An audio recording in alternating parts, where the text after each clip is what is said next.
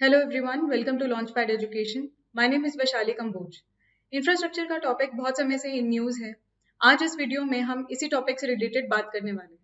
The topic for today video is national infrastructure pipeline. UPSC के syllabus की अगर हम बात करें तो ये फॉल करता है जीएस पेपर 3 के अंदर. तो चलिए शुरू करते हैं. Hello everyone. कोविड-19 पैंडेमिक और लॉकडाउन्स की वजह से बहुत सारी Indian families emotionally, financially suffer कर रही हैं. ऐसे टाइम में if you have the dream of becoming an IAS और आईपीएस ऑफिसर, तो हर फैमिली लाखों रुपए नहीं स्पेंड कर सकती. So as an education venture we are trying to start an initiative जिसमें हम ऐसी सभी फैमिलीज को सपोर्ट करने की कोशिश करेंगे. From the safety and comfort of your home you can grab this opportunity. And if you are preparing for 2023 और 2024 UPSC attempt, you can register on the link given below. इस link पर आपको सबसे पहले ये क्या इनिशिएटिव है इसके बारे में हम जानकारी देंगे. We are going to announce about this initiative on our social media platforms as well. Telegram channel Launchpad education पर भी हम इसकी अनाउंसमेंट करेंगे. लेकिन if you are the registered student using the link below in the description of this video, तो आपको सबसे पहले ये मौका मिलेगा. And if there are limited seats you can grab this opportunity on first come first serve basis. तो अगर आप आईएएस की तैयारी करने का प्लान कर रहे हो लेकिन फाइनेंशियल ट्रबल्स की वजह से आप स्टार्ट नहीं कर पा रहे, तो आपको इस लिंक पर रजिस्टर करना है. And these are not going to be big fake marketing slogans. Whatever we are going to promise हम वो डिलीवर करेंगे. And we will make sure that lack of money आपकी तैयारी ना करने का बहाना ना बन पाए.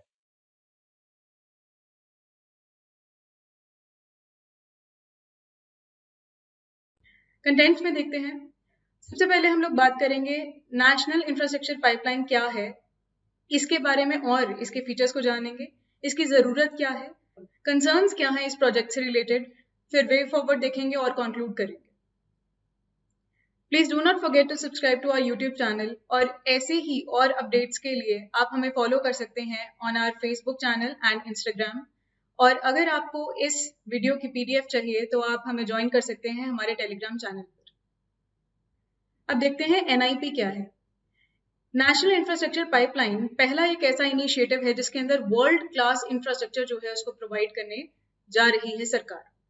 पूरी कंट्री के अंदर यहाँ पर अलग अलग तरह के प्रोजेक्ट्स शुरू किए जाएंगे. वो किस तरह के प्रोजेक्ट्स होंगे उसको हम आगे देखेंगे. इससे होगा क्या कि हमारी जो क्वालिटी ऑफ लाइफ है वो इम्प्रूव होगी. भारतीय जो है वो और बढ़िया तरीके से अपनी जिंदगी को बिता पाएंगे. यानी ईज ऑफ लिविंग जो है वो यहाँ पर होने वाला.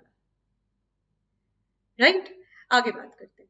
ये जो हमारा प्लान है इसके अंदर 102 लाख करोड़ रुपए का इन्वेस्टमेंट होने वाला है अगले 5 साल के अंदर, जो शुरू हो रहा है 2020 टू 2025.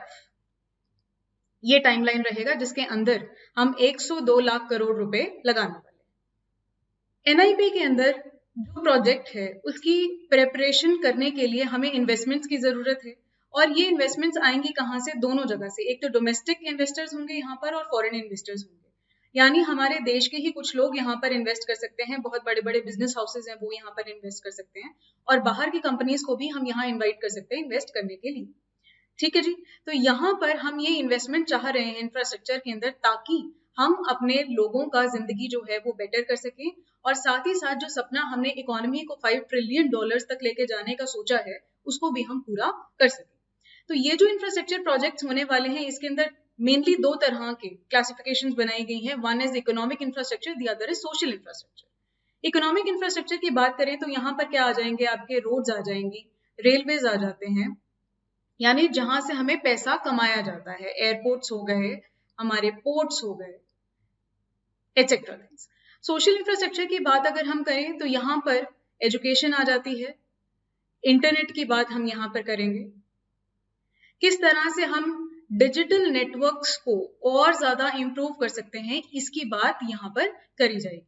तो ऐसी जिन भी सर्विसेज के लिए हमें इंफ्रास्ट्रक्चर की जरूरत है उसके लिए यहाँ पर इन्वेस्टमेंट किया जाए.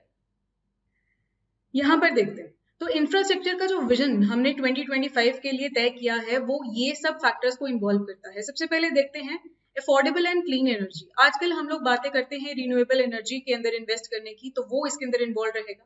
डिजिटल सर्विसेज की बात यहाँ पर होगी. क्वालिटी एजुकेशन की बात, convenient and efficient transportation and logistics. Transportation और लॉजिस्टिक्स एक बहुत बड़ा रोल प्ले करते हैं जब भी हम बिजनेस की बात करते हैं, जब भी हम इंफ्रास्ट्रक्चर की बात करते हैं. तो हमें ऑब्वियसली जरूरत होगी इंटरकनेक्टिविटी की, हमें जरूरत होगी रोड्स को रेलवे से जोड़ने की, रेलवे को पोर्ट से जोड़ने की, ताकि हम अपना जो फंक्शनिंग है बिजनेस का उसको स्मूथ कर सकें और इंडिया जो है वो इकोनॉमी के अंदर और ज्यादा आगे बढ़ सके। आगे देखते हैं, हाउसिंग का होना, अच्छी वाटर सप्लाई का होना लोगों के लिए बहुत ज्यादा जरूरी है, उनकी जिंदगी बेहतर हो सके इसके लिए बहुत ज्यादा जरूरी है। स्लम एरियाज को यहाँ से हटाया जाए, अच्छे घर लोगों को दिए जाए। Disaster resilience standards, compliant public infrastructure, तो ऐसे इंफ्रास्ट्रक्चर को डिजाइन करना है जो डिजास्टर रेजिलियंट हो, जहां पर अर्थक्वेक रेजिस्टेंट बिल्डिंग्स बनाई जाए, ऐसी चीज चाहिए। फार्मर की इनकम को डबल करना, इरिगेशन के अंदर हम लोग इन्वेस्ट करने वाले हैं, यहाँ पे हम वेयर हाउसेस बनाएंगे जहां पे स्टोरेज की जा सके। तो आज के टाइम पे क्या हो रहा है कि वेस्टेज बहुत ज्यादा हो रही है फूड प्रोडक्ट्स की, वो उसका रीजन एक बहुत बड़ा ये भी है कि वेयर हाउसेस के अंदर हमारे पास जगह ही नहीं है, हमारे पास इनफ वेयर हाउसेस ही नहीं, तो एक वो भी इंफ्रास्ट्रक्चर है जहां हमें इन्वेस्ट करने की जरूरत है। आगे देखते हैं, good health and wellbeing, health infrastructure के अंदर भी हमें निवेश करने की बहुत ज्यादा आवश्यकता है।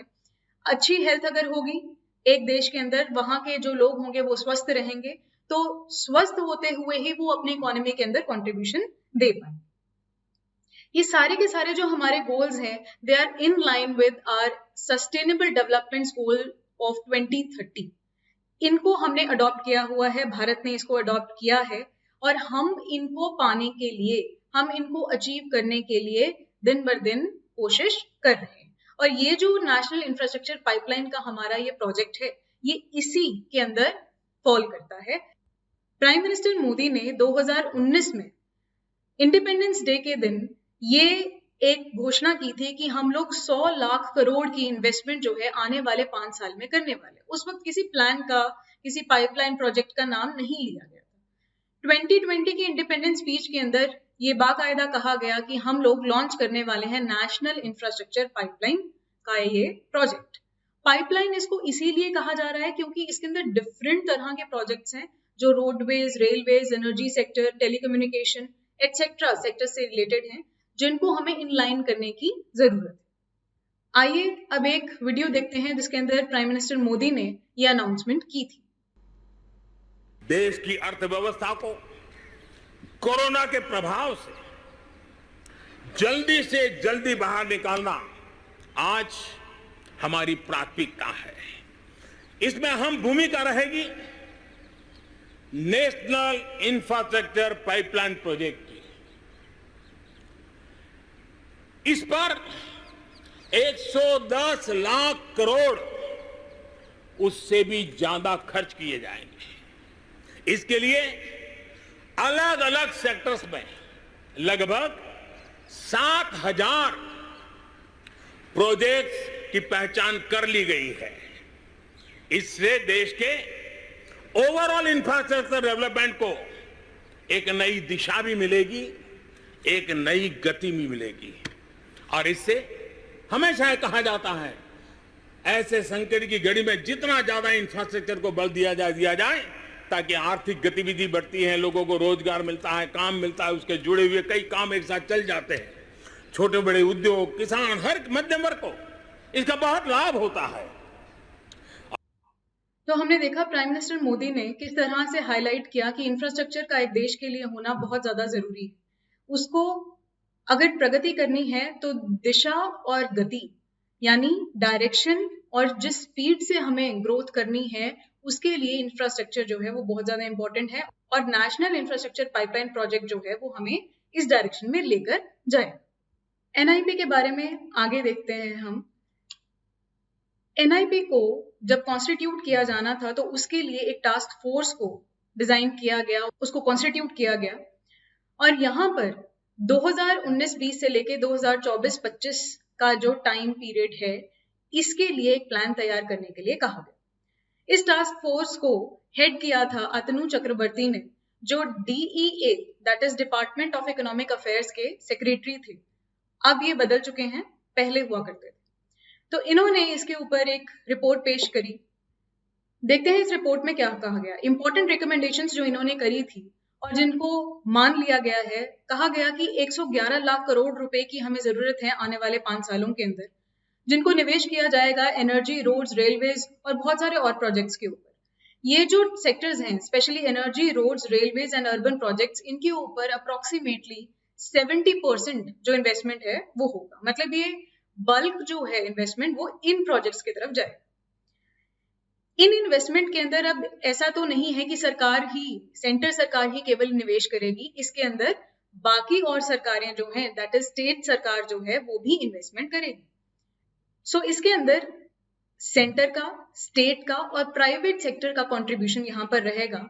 और किस तरह से रहेगा उसको देखते हैं। 39% centre, 40% state and 21% private sector. तो अप्रोक्सीमेटली जब उन्होंने बात करी थी रिकमेंडेशंस के अंदर, तो उन्होंने ये परसेंटेज दिया था।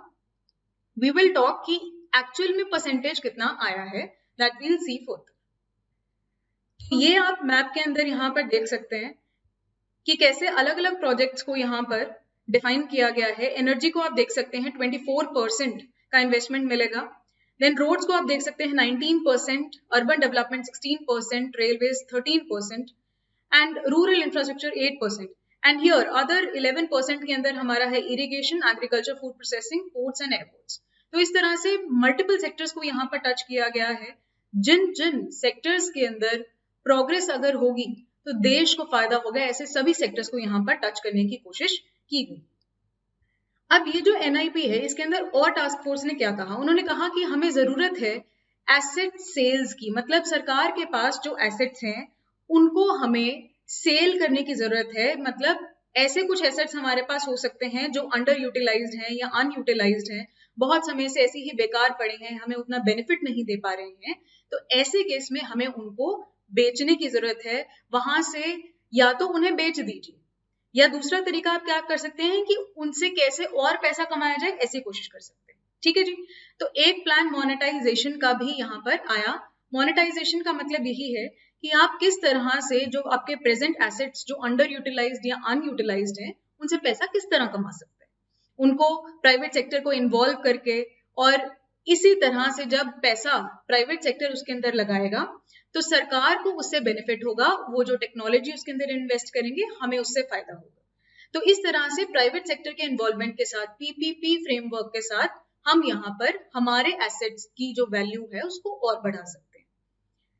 हमें कुछ डेवलपमेंट फाइनेंस इंस्टीट्यूशंस भी बनाने की जरूरत है। आप समझिए, देखिए इतने सारे प्रोजेक्ट्स हमने लॉन्च करने हैं, तो ऐसा अगर पॉसिबल करवाना है तो हमें पैसा बहुत ज्यादा चाहिए। सरकार बात कर रही है 102 लाख करोड़। इतने सारा पैसा आएगा कहां से? सरकार के पास तो इतना सारा पैसा है नहीं। ऑलरेडी आप जानते हैं कितना ज्यादा फिस्कल डेफिसिट हमारा बढ़ चुका है। सरकार जो है वो खर्चा ज्यादा कर रही है, कमा कम रही है। तो ऐसे केस में we need investments from different backgrounds. अब यहाँ पर हमें इसीलिए जरूरत है फाइनेंशियल इंस्टीट्यूशंस की। तो एक डेवलपमेंट फाइनेंस इंस्टीट्यूशन हमें यहाँ पर चाहिए होगा, जिसकी बात थोड़े समय पहले की गई थी। इसका नाम होगा national bank for financing infrastructure and development. ऐसे इंस्टीट्यूशंस भारत में और भी हैं, जैसे आपने सिडबी का नाम सुना होगा, आपने NABARD का नाम सुना होगा। ये भी फाइनेंशियल इंस्टीट्यूशंस है, लेकिन हमें स्पेसिफिकली एक ऐसा इंस्टीट्यूशन चाहिए, फाइनेंशियल इंस्टीट्यूशन, जो ऐसे प्रोजेक्ट्स के अंदर हमें फाइनेंस करने में हेल्प करे। इसके अलावा हमें अपनी म्युनिसिपल बॉन्ड मार्केट जो है उसको भी एनहांस करने की जरूरत है, उसे स्ट्रेंथन करने की जरूरत है, ताकि मार्केट से हम पैसा उठा सकें। फाइनेंस मिनिस्टर ने इस प्रोजेक्ट को और ज्यादा बेहतर बनाने के लिए एक ऑनलाइन डैशबोर्ड भी लॉन्च किया। ये एक तरह का पोर्टल है जो हमें बताएगा कि कौन सा प्रोजेक्ट किस गति से चल रहा है, कितनी तरक्की उसने कर ली है, कितने फाइनेंसेस उसने इस्तेमाल कर लिए हैं, कितने उसे और चाहिए। मतलब आप स्टेटस ऑफ द प्रोजेक्ट जो है उसको जान सकते हैं यहाँ पे। तो आप ये देखिए कि हमें इंफॉर्मेशन अगर किसी भी प्रोजेक्ट से लेनी हो तो उसकी ट्रांसपेरेंसी बहुत ज्यादा यहाँ पर मेंटेन की गई है। तो जितने भी स्टेक होल्डर्स हैं इसके अंदर, उनको सबको अगर जानकारी की जरूरत है तो वो यहाँ से पा सकते हैं। अब बात करते हैं कि हमें जरूरत क्यों पड़ी इस प्रोजेक्ट की। नेशनल इंफ्रास्ट्रक्चर पाइपलाइन हमें चाहिए क्यों, इतना इंफ्रास्ट्रक्चर की जरूरत क्यों है? पहले थोड़ा सा बैकग्राउंड समझते हैं यहाँ पे। देखिए हुआ क्या कि हमारे यहाँ पर जब 1991 के अंदर LPG रिफॉर्म्स आए, तो हमारे यहाँ पर जो इन्वेस्टमेंट आई उसके अंदर इन्वेस्टर्स ने इन्वेस्ट करना चाहा था बहुत सारे डिफरेंट बिजनेसेस के अंदर। बट प्रॉब्लम क्या थी कि इंडिया के अंदर इंफ्रास्ट्रक्चर की कमी थी। बेटर रोड्स नहीं थी, बेटर पोर्ट्स नहीं थे, बेटर रेलवेज नहीं थी। जिसकी वजह से एक ड्रॉबैक जो था वो इंडिया के लिए क्रिएट हुआ। अब इसी वजह से मैन्युफैक्चरिंग सेक्टर जो था उसकी तरफ इतना ज्यादा पुश नहीं मिल पाया और ध्यान जो था इन्वेस्टर्स का वो हो गया सर्विस इंडस्ट्री की तरफ। सर्विस इंडस्ट्री के अंदर बहुत ज्यादा ग्रोथ होने लगी, वहां पर एम्प्लॉयमेंट जनरेशन हुआ, लेकिन भारत की पॉपुलेशन का एक बहुत बड़ा हिस्सा जो है वो इस सर्विस सेक्टर के अंदर एम्प्लॉयमेंट नहीं ले सका। तो इस वजह से सर्विस सेक्टर के अंदर जो एम्प्लॉयमेंट हो रही थी वो कुछ ही लोगों की हो रही थी और बहुत सारे जो लोग थे वो अनस्किल्ड थे या सेमी स्किल्ड थे, तो उनका प्रोग्रेस नहीं हो रहा था, यानी अनएम्प्लॉयमेंट का जो रेट है वो बहुत ज्यादा था। तो हमें जरूरत थी कि इंफ्रास्ट्रक्चर को डेवलप किया जाए। फिर धीरे धीरे करके सरकारें और इम्प्रूव करने लगी, पॉलिसीज आने लगी, नई नेशनल मैन्युफैक्चरिंग पॉलिसी आई। फिर उसको थोड़ी देर बाद जब बीजेपी गवर्नमेंट आती है तो उसको थोड़ा सा इम्प्रोवाइज करती है, इम्प्रूव करती है और मेक इन इंडिया इनिशिएटिव का उसे नाम देती है। अब मेक इन इंडिया जो है वो फोकस करता है कि आप सेल्फ रिलायंस के ऊपर, वो फोकस करता है कि आप अपने देश के अंदर जो है प्रोडक्ट्स को ज्यादा से ज्यादा बनाएं, ताकि आपको ज्यादा प्रोडक्ट्स जो हैं वो इंपोर्ट ना करने पड़े, आप एक्सपोर्ट पोटेंशियल को अपने ज्यादा एनहेंस करें। सो दैट इज वाई अब हुआ क्या कि मेक इन इंडिया तो लॉन्च हमने कर दिया। नाउ द प्रॉब्लम इज कि मेक इन इंडिया के अंदर भी अभी हमें उतनी ज्यादा स्पीड नहीं मिल पा रही है, because there is a lack of infrastructure. हमें जिस लेवल का इंफ्रास्ट्रक्चर चाहिए, जिस लेवल की रोड्स, रेलवेज, इंटरनेट कनेक्टिविटी जिस तरह की चाहिए, वो अभी हमारे पास नहीं है। तो धीरे धीरे करके हम ऐसे प्रोजेक्ट्स को अब ला रहे हैं जो हमारे इंफ्रास्ट्रक्चर को और बेहतर करेगा और स्मूदन करेगा ये जितना भी बिजनेस हमारे कंट्री के अंदर हो रहा है। तो अब देखते हैं पॉइंट वाइज कि इसकी जरूरत क्या है। सबसे पहले भारत की इकोनॉमी जो है वो स्लो डाउन में चल रही है, जीडीपी इतनी बढ़िया ग्रो नहीं कर रही है। हमें इकोनॉमिक रिकवरी की जरूरत है। वी वांट कि हमारे देश के अंदर ज्यादा से ज्यादा डिमांड बढ़े, पैसा जो है वो ज्यादा से ज्यादा इकोनॉमी के अंदर रोटेट हो, ताकि जो हमारा जीडीपी है वो बढ़ सके, जीडीपी ग्रोथ रेट जो है वो बढ़े। Second is multiplier effects. अगर एक देश के अंदर इंफ्रास्ट्रक्चर बढ़ता है तो आप देखिए इससे क्या होगा, बहुत सारे लोगों को यहाँ पे रोजगार मिलेगा, एम्प्लॉयमेंट जनरेशन होगा, लोगों को रोजगार मिलेगा, लोग पैसा कमाएंगे, पैसा कमाएंगे तो उसको खर्चेंगे भी, इकोनॉमी के अंदर एक और योगदान होगा। They will by different products, they will buy clothes, they will buy shoes, they will buy toothbrush, shampoo etcetera, anything. इससे क्या होगा कि जिन जिन प्रोडक्ट्स की डिमांड बढ़ेगी उन प्रोडक्ट से रिलेटेड इंडस्ट्रीज भी ग्रो करेंगी, राइट? तो हमारे यहाँ पे ऑब्वियसली मैन्युफैक्चरिंग ग्रो करेगी, मेक इन इंडिया का इनिशिएटिव और ज्यादा बढ़िया परफॉर्म करेगा। इंक्रीज्ड कॉम्पिटिटिवनेस, अगर हम अपने देश के अंदर प्रोडक्ट बनाएंगे, है ना, हमारे यहाँ पे बहुत सारे डोमेस्टिक प्रोड्यूसर्स जो हैं उनको एक ऐसा प्लेटफॉर्म मिलेगा कि वो बहुत सारे प्रोडक्ट्स बनाएं, तो कॉम्पिटिटिवनेस इंक्रीज होती है, हमारा प्रोडक्ट और ज्यादा बेटर बनेगा जब हमें बेटर इंफ्रास्ट्रक्चर मिलेगा। ग्लोबल प्लेटफॉर्म पे भी जाकर हम compete कर सकते हैं, बाहर के आजकल हम समझते हैं कि प्रोडक्ट्स बहुत ज्यादा बेटर, लेकिन अब अगर ये इंफ्रास्ट्रक्चर हमारे पास प्रेजेंट होगा, ऐसी हमें सुविधाएं मिलेंगी, तो हम लोग भी उस लेवल के कॉम्पिटिटिव प्रोडक्ट्स बना पाएंगे, हमारा एक्सपोर्ट पोटेंशियल और ज्यादा बढ़ेगा। अभी तक क्या है, हम रॉ मटेरियल सप्लाई करते हैं और बाहर से फिनिश्ड गुड को इंपोर्ट करते हैं। सो प्रॉब्लम क्या आती है यहाँ पर कि हमारा पैसा जो है वो बाहर की तरफ जा रहा है, हमारे यहाँ पे कमाई कम हो रही है। हालांकि हमारे पास पोटेंशियल है लेकिन हम उसे हार्नेस नहीं कर पा रहे, ठीक है, क्योंकि हमारे पास लैक ऑफ इंफ्रास्ट्रक्चर है। तो इसी वजह से हमें इस प्रोजेक्ट की जरूरत है। आगे देखते हैं growth of allied sectors. Allied sectors क्या होते हैं कि मान लीजिए हमने एक फैक्ट्री खोलनी है जिसके अंदर हम लोग बनाएंगे कार्स को। अगर हम कार्स बना रहे हैं तो उसके अंदर हमें क्या चाहिए, हमें स्टील चाहिए, उसके अंदर हमें टायर्स चाहिए उसके अंदर, और बहुत सारी ऐसी छोटे छोटे इक्विपमेंट्स, छोटे छोटे चीजें जो कार के अंदर जाकर फिट होंगी। इसके रिलेटेड बहुत सारी ऐसी इंडस्ट्रीज हैं जो इन प्रोडक्ट्स को बनाती हैं। टायर्स बनाने वाली इंडस्ट्री अलग है, स्टील बनाने वाली इंडस्ट्री अलग है। तो जब ये कार बनाने वाली फैक्ट्री जो है, ये कार बनाने वाली कंपनी जो है, जब ये डिमांड रेज करेगी कि हमें स्टील चाहिए, हमें अपनी बॉडी बनानी है अपनी कार की, हमें टायर्स चाहिए, तो हमें सप्लाई करो उस चीज को, तो वो जितनी भी इंडस्ट्रीज थी, वो टायर बनाने वाली जो थी, वो स्टील प्रोड्यूस करने वाली थी, उन सब की ग्रोथ जो है वो यहाँ पर होने लगी। ठीक है, तो एक तरह से क्या हुआ, एक इंडस्ट्री ग्रो करती है तो मल्टीपल बहुत सारी इंडस्ट्रीज ग्रो करने लगती है, और साथ में ऑब्वियसली उन्हीं फैक्ट्रीज के अंदर, उन इंडस्ट्रीज के अंदर, उन इंडस्ट्रियल सेक्टर्स के अंदर एम्प्लॉयमेंट जनरेशन ऑटोमेटिकली होगा। अगला देखते हैं, it will also improve ease of living. Ease of living मतलब जीवन जीना आपका आसान हो जाए। अब आप सोचो कि अगर रोड्स आपकी बहुत बेहतर होंगी, है ना, उस पर गड्ढे नहीं होंगे, तो आप क्या स्मूथली ट्रैवल कर सकते हो, आपको कोई भी प्रॉब्लम नहीं आएगी। रेलवेज अगर स्मूथ हो गई, ठीक है, उसके अंदर बहुत सारी सुविधाएं हो गई, खाने की, पीने की, टॉयलेट्स की सुविधाएं अगर बेटर हो गई, फास्ट मूविंग ट्रेन अगर हमारे पास हो गई, तो ऑब्वियसली ये हमारे लिए बेटर है, हमारा टाइम सेव होगा, हम बेटर परफॉर्म कर पाएंगे, राइट। अगर बेटर एयरपोर्ट्स हमारे पास होंगे, अगर हमारे यहाँ पर जो फ्लाइट्स हैं उनको अफोर्डेबल बना दिया जाएगा, वो ज्यादा यहाँ पर रन करने लगेंगी, तो जो मिडिल क्लास भी है हमारे देश का, वो भी उसे अफोर्ड कर पाएगा, वो भी अपनी लाइफ को और ज्यादा बेटर बना पाएगा। कॉन्फिडेंस इन्वेस्टर्स का भी इससे बूस्ट होता है। आप देखिए कि सरकार जो है, जब वो इतना सारा निवेश करके इतने सारी सुविधाएं जो है वो प्रोवाइड करती है देश के लोगों को, देश के बिजनेस हाउसेस को, तो उनके अंदर भी कॉन्फिडेंस आता है कि हाँ देखो, सरकार जो है वो इतना बढ़िया हमारे लिए काम कर रही है, तो we can also invest in certain projects, we can also have a gain from all these projects. उनको बेटर रोड्स मिलेंगी तो उनका बिजनेस बढ़िया चलेगा, उनको अच्छे वेयर हाउसेस मिलेंगे तो उनका बिजनेस बढ़िया चलेगा, उनको अच्छा इंटरनेट कनेक्टिविटी मिलेगा तो उनका बिजनेस अच्छा चलेगा। Next, it will provide equitable access to infrastructure for all, thereby making growth more inclusive. सब लोग इस सुविधा को प्राप्त कर पाएंगे, सब लोग इसको एक्सेस कर पाएंगे। रोड हर कोई कर रहा है, किसी प्राइवेट सेक्टर ने उसके अंदर इन्वेस्ट करके रोड जो थी बहुत बढ़िया बनाई।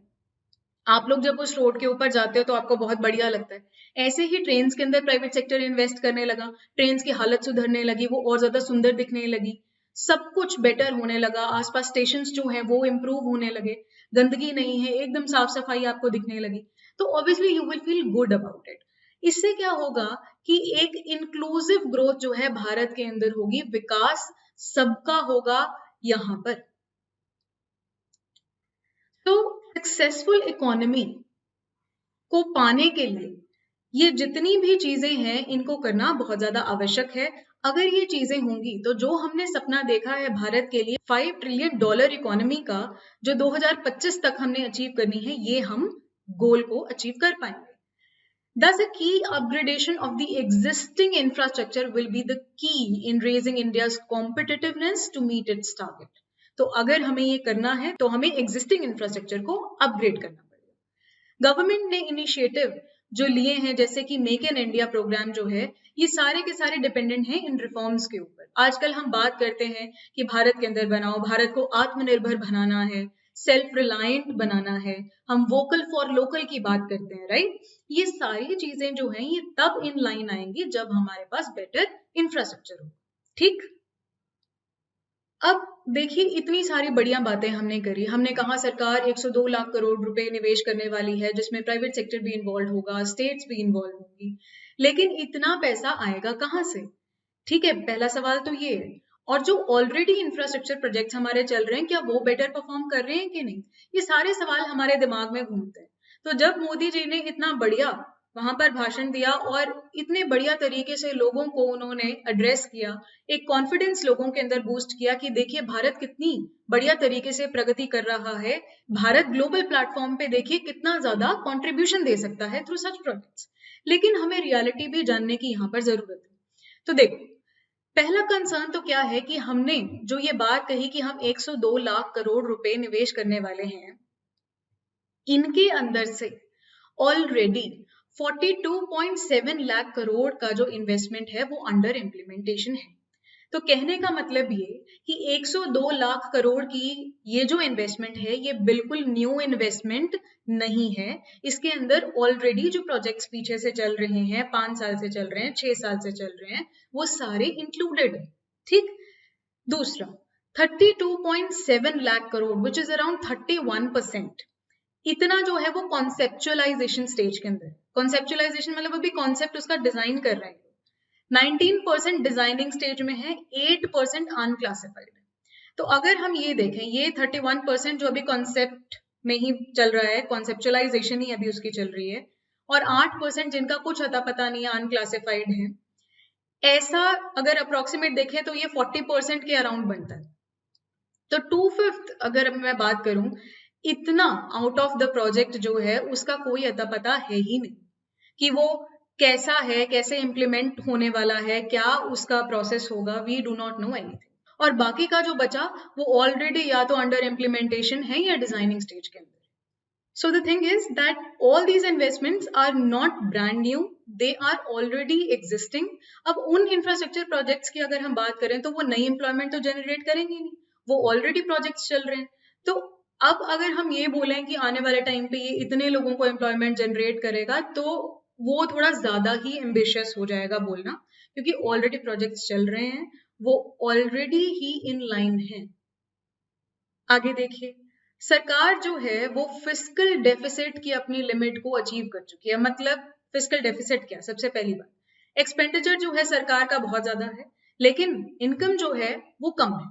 तो इसकी वजह से सरकार जो है वो घाटे में, मतलब फिस्कल डेफिसिट में चल रही है। डेफिसिट है एक तरह का, एक डिफरेंस है। Expenditure is more than income here. Now whenever such thing happens, it discourages government to spend more, right? अब सरकार जो है वो निवेश करना तो बंद करेगी नहीं, वेलफेयर स्टेट है, वो लोगों को और ज्यादा सुविधाएं प्रोवाइड करना चाहती है। तो अगर उसे कर्जा लेकर भी ऐसा काम करना पड़े तो वो करती, ठीक, लेकिन ज्यादा कर्जा लेना भी अच्छी बात नहीं होती। तो देखो, फिस्कल डेफिसिट ऑलरेडी हमारा बहुत ज्यादा है। तो अगर अब सरकार ये कहती है कि हम इतना ज्यादा निवेश करेंगे, इतने लाख करोड़ हम लगाएंगे, तो कहाँ से लगाएंगे, कैसे आपकी कैपेसिटी है उस चीज की? और इनफैक्ट अभी लास्ट टाइम जब हमारा बजट रिलीज हुआ है उसके अंदर तो ये भी कहा एक्सपर्ट्स ने कि ये फिस्कल डेफिसिट की और ज्यादा बढ़ने की संभावना है, और कोविड के टाइम्स ऑलरेडी चल रहे हैं। आप देखो, सरकार का खर्चा तो बल्कि और ज्यादा बढ़ गया। तो हो सकता है कि ये जो प्रोजेक्ट्स हैं वो शायद से पूरे हो भी पाए, शायद से वो पेपर पे रह जाएं। कुछ भी ऐसी प्रॉब्लम हमें यहाँ पर आ सकती है, क्योंकि प्रॉपरली प्लान्ड तरीके से इसको पेश नहीं किया गया। स्टेट गवर्नमेंट्स जो हैं उनको कहा जा रहा है कि आप इन्वेस्ट करेंगे, ठीक जी, जनरेट करेंगे आप रेवेन्यू को। रेवेन्यू जनरेट तो तब होगा जब उनके पास कैपेसिटी होगी, और स्टेट सरकारें जो हैं उनके पास इतनी कैपेसिटी नहीं है। कहा क्या गया कि सेंटर जो है वो 39%, स्टेट जो है वो भी 39%, और प्राइवेट सेक्टर जो है वो 22% यहाँ पर निवेश करेगा। तो सरकारों को आप देखिए, कहा गया 39% इन्वेस्ट करने का, ये बहुत ज्यादा एम्बिशियस है। इतना कहाँ से लेके आएंगे पैसा स्टेट सरकार? ठीक है जी, तो ये कि बहुत बड़ा कंसर्न है हमारे पास। गवर्नमेंट ऑफ इंडिया ने जी रिसेंटली ये कहा कि हम लोग कैपिटल एक्सपेंडिचर जो है हमारा उसको कैप कर देंगे। कैप करने का मतलब हम उसे लिमिट कर देंगे। कैपिटल एक्सपेंडिचर क्या होता है? ऐसा एक्सपेंडिचर जो किया जाए देश के अंदर कुछ डेवलपमेंटल एक्टिविटीज के लिए, नया इंफ्रास्ट्रक्चर को बनाने के लिए। मान लो हॉस्पिटल्स बन रहे हैं, स्कूल्स बन रही हैं, रोड्स बन रही हैं, रेलवेज नई इंट्रोड्यूस हो रही हैं, एयरपोर्ट्स नए बन रहे हैं, नई एयरलाइंस इंट्रोड्यूस हो रही हैं, बहुत सारे और अच्छे ऐसे प्रोजेक्ट्स चल रहे हैं। ये सब चीजें कैपिटल एक्सपेंडिचर के अंदर आती हैं। मतलब ऐसी चीजें जिससे देश के अंदर और ज्यादा ग्रोथ होगी, जिससे देश के लोग जो हैं वो और ज्यादा तरक्की कर पाएंगे। अब कैपिटल एक्सपेंडिचर को इन्होंने कैप कर दिया, और दूसरी ओर ये लोग बातें कर रहे हैं कि हम लोग इतना ज्यादा निवेश करेंगे, हम ये इंफ्रास्ट्रक्चर जो है उसको लेकर आएंगे। ऊपर से फिस्कल डेफिसिट की हालत भी बहुत ज्यादा खराब हो चुकी है, राइट जी। तो ऐसे में अब रेवेन्यू रिसीट्स भी नहीं है सरकार के पास इतनी। रेवेन्यू रिसीट्स कहाँ से आती हैं? डिसइन्वेस्टमेंट जो सरकार करती है, सरकार के एसेट्स होते हैं उनको बेचती है सरकार, या पार्शियली बेचती है या फुली बेचती है, जैसे भी। इनडायरेक्ट टैक्सेस जो है उनसे आता है रेवेन्यू। अब ये भी इतना ज्यादा नहीं है कि हम लोग ये कह दें कि जी हम इतने लाख करोड़ रुपए जो है वो लगा दें। तो पैसा हमारे पास है नहीं, तो हम ये विजन क्रिएट कर कैसे रहे? सवाल ये। फिर हमारी एक्सपेक्टेशंस ये है कि जी प्राइवेट सेक्टर कितना इन्वेस्ट कर दे? 22%। हालत इतनी ज्यादा खराब है सरकार की, फिस्कल डेफिसिट इतना ज्यादा बढ़ा हुआ है, प्राइवेट सेक्टर को आप बोलोगे कैसे कि आप इतना ज्यादा इन्वेस्ट कीजिए? यहाँ पे वो 22% इन्वेस्ट करेंगे क्यों? उनको सॉलिड रीजन चाहिए। सबसे पहले उनको दिखना चाहिए कि भाई देश के अंदर इकोनॉमिक स्टेबिलिटी बहुत ज्यादा है, तब जाके वो लोग इन्वेस्ट करेंगे। ऐसे तो कोई भी अडानी अंबानी पैसा नहीं लगाने वाला है, ठीक है जी। तो जब तक प्राइवेट सेक्टर को प्रॉफिट नहीं नजर आता, उनको नहीं दिखता कि हमें कोई फायदा होने वाला है आगे आने वाले टाइम पे, कोई बेटर रिटर्न्स होने वाले हैं, तब तक वो लोग निवेश नहीं करेंगे, ठीक। अगली सबसे बड़ी प्रॉब्लम जो है जी वो हमारे बैंकिंग सेक्टर की है। बैंकिंग सेक्टर की हालत भी हमारी बहुत ज्यादा खराब है। नॉन परफॉर्मिंग एसेट्स बहुत ज्यादा बढ़ चुके हैं, यानी लोग जो हैं वो लोन लेते हैं लेकिन वापस नहीं चुकाते हैं, जिसकी वजह से बर्डन जो है बैंक के ऊपर बहुत ज्यादा बढ़ चुका है। लिक्विडिटी का इशू आ चुका है। अगर बैंक के पास पैसा नहीं है तो वो डेवलपमेंटल प्रोजेक्ट्स के अंदर या इंफ्रास्ट्रक्चर प्रोजेक्ट्स के अंदर कैसे पैसा लगाएगा, वो कैसे इनकरेज होगा ये पैसा लगाने के लिए। ठीक है जी, तो इसके अंदर बैंक फंसा हुआ। Around 1/4 of the amount is planned to be invested in the energy sector. तो इन्होंने कितना कहा है? It is 24%. तो अप्रोक्सीमेटली आप लगा लीजिए ये हो गया है 1/4 अराउंड। ठीक है, ये जो 24% है उन्होंने एनर्जी सेक्टर लगाने में कहा। एनर्जी सेक्टर ऑलरेडी बहुत सारी प्रॉब्लम से गुजर रहा है, तो एनर्जी सेक्टर में एक एग्जाम्पल लेते हैं पावर सेक्टर के अंदर, और पावर सेक्टर में हम लोग बात करते हैं थर्मल पावर प्लांट्स की। Let's say thermal power plants की अगर हम बात करें तो इनके अंदर एक कॉन्सेप्ट होता है जिसको बोलते हैं PLF, that is plant load factor. अब समझते हैं ये क्या चीज है, प्लांट लोड फैक्टर क्या होता है। देखो, एक तो चीज है कि उस पावर प्लांट का कितना पोटेंशियल है कि वो कितनी एनर्जी जो है वो प्रोड्यूस कर सकता है। ठीक है, पॉइंट नंबर 1। दूसरा पॉइंट ये कि वो एक्चुअल में प्रोड्यूस कर कितनी रहा है, उसकी प्रोडक्शन है कितनी। तो पोटेंशियल कितना है, कितना कर सकता है, प्रोडक्शन मतलब कितनी कर रहा है। तो अगर हम कहें कि मान लीजिए कि उसका जो पोटेंशियल है वो 100 मेगावाट का है, लेट्स से हाइपोथेटिकल हम ऐसा कंसिडर कर रहे हैं एग्जाम्पल के तौर पे कि 100 मेगावाट्स मान लेते हैं कि उसका पोटेंशियल है कि वो प्रोड्यूस कर सकता है, लेकिन उसने किसी इश्यूज की वजह से प्रोड्यूस किया सिर्फ 60 मेगावाट ही, 60 मेगावाट ही प्रोड्यूस कर पाया। कुछ लॉसेस हो गए, कुछ और पॉलिसी कंसर्न्स हो गए जिसकी वजह से उसने ऐसा किया।